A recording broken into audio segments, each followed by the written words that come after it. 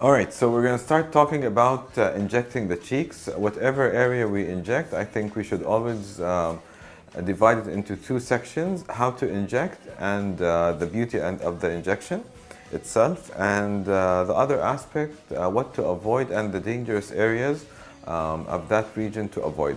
So I think when you talk about the cheeks, you have a lot of areas to explain, and you can divide the cheeks into either volumizing the cheeks, volumizing the area, or just defining the area. Some people like a well-defined cheekbone, and some people need or want more volume in the anterior cheek, which she definitely needs.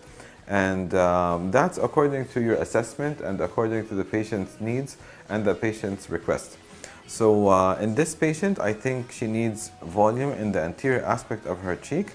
You can see a well-defined demarcation between her cheekbone and the cheek itself.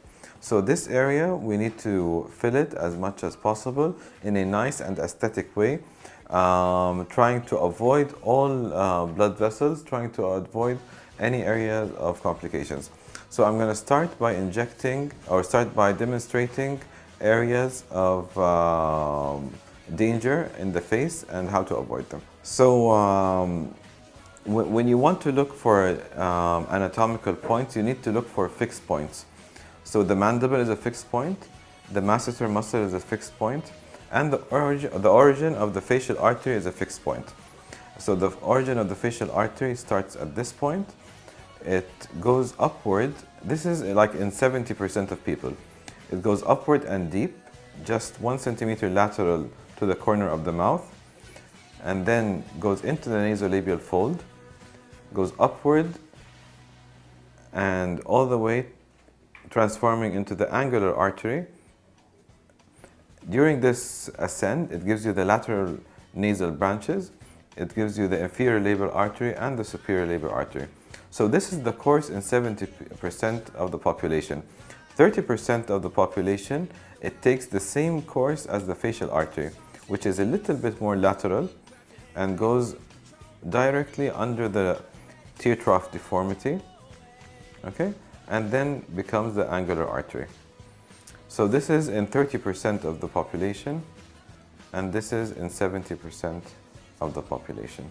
The facial vein, of course, starts upward and then goes down, which becomes the angular artery, the angular vein, sorry, and goes with the 30% of the population which have the facial artery in this direction and goes downwards all the way to the intersection between the mandible and the anterior border of the masseter muscle. So you can see in this area, it's a large area of vasculature. So as much as you can, you should avoid injecting this area with a needle, always with a cannula. And if you need to inject it with a needle, anything in the upper 2/3 of the face, go deep because the vessels are superficial, and anything in the lower third of the face, stay superficial because the vessels are deep. So I'm going to inject this area. I'm going to use a cannula. I'm going to use a 25 gauge cannula, which is for me the best choice. It's malleable and in the same time semi-rigid. I can control it and I can easily protrude the substance from it. So I demarcated the area of concern with clear loss of volume in her anterior part of the cheek. So what I'm going to do is inject volume using a cannula, a 25 gauge cannula. So this is my entry point. It's just a small needle prick.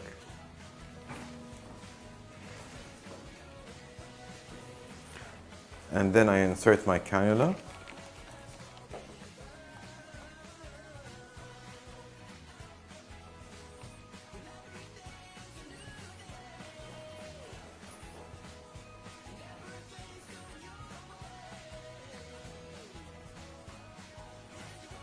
So I'm all the way in. In my mind, I'm in the subcutaneous tissue, so I don't know exactly, but I think I'm in the subcutaneous tissue. And I inject in the highest point, or the most superior point, I think necessary. I don't start from down up, I start from up down. And I inject small boluses going outward. So this is a small bolus going outward, and I think 1 cc would be enough to correct the defect. And then we can reassess in a couple of weeks, and if she wants some more volume, then we can re-inject. So it's a really quick process. It takes around less than a minute to inject the whole cheek. So I inject medially going outwards and I inject superiorly going downwards.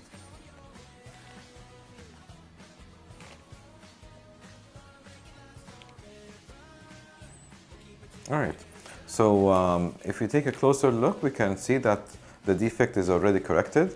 You cannot see a definition between, or a defining line between her bone structure and her fat pad. The fat pad is completely filled, so it's one smooth area. I still want to increase the area of defect, or the defect area. I still want to improve it a bit by injecting a little bit more product. So I injected around half a cc, which corrected the defect, and now I'm just gonna enhance the volume a little bit more.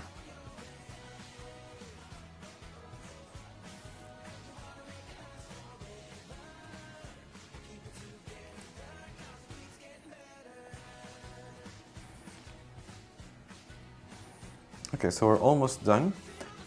You see, using a cannula in this dangerous area is extremely safe. It's blunt, it's malleable, so it turns around blood vessels. Patient ends up having almost no bruising, no swelling. It's a little bit probably more painful than using a needle, but at the end it's safer and quicker and easier, and patients really appreciate it. Okay, so we're almost done with this area. Just going to put the final touches, and then we're going to move to the next side. Okay, خلاص. So we're going to start with the left side. I usually start with the right, then the left, because the left is usually more painful. So I like to start with the right side. I injected 1 cc of Bolotero volume in the right cheek. I'm going to do the same thing in the left cheek, and then we're going to have a look if we need to inject any additional product. So once again, injecting with a cannula, I do a small opening prick. Okay. And then I insert my 25 gauge cannula all the way to where I want the product to enter. So it goes all the way. شو اليسار هيألمك أكثر شوية. So I go all the way in to the angle. I inject a bolus. And if you're planning to inject up and down, I definitely recommend you inject superior then inferior. Because sometimes injecting the superior side will correct the inferior side without the usage of additional product. So as soon as you start injecting, you can see the correction happening. The level of injection is probably subcutaneous tissue. I don't think you need to go really deep if you're injecting with a cannula. I think you need to go deeper if you inject with a needle for two reasons. First of all, it's much more dangerous injecting with a needle superficially, and you need to spread it out correctly. So that's two reasons that you need to inject deeply while using a needle, while you can inject more superficially while using a cannula. Considering an important issue is that we all know that you have certain septa that separate the medial suuf from the lateral suuf. So you need to move your cannula consistently, because you can't do a complete bolus and then spread it out. It won't spread out. So you need to inject consistently in different areas to spread out your injection correctly.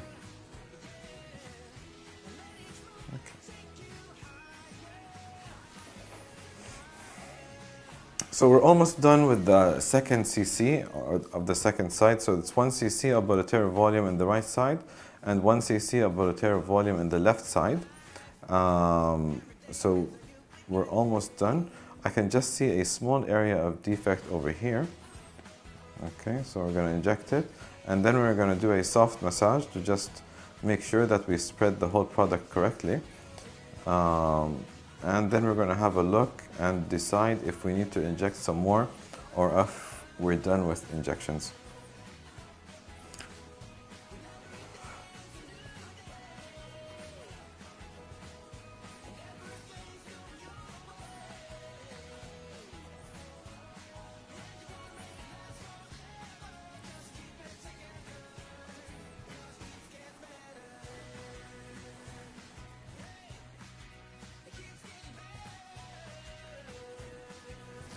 So we're done injecting the cheeks. I hope you see the difference. Now she has a well-rounded anterior portion of the cheek.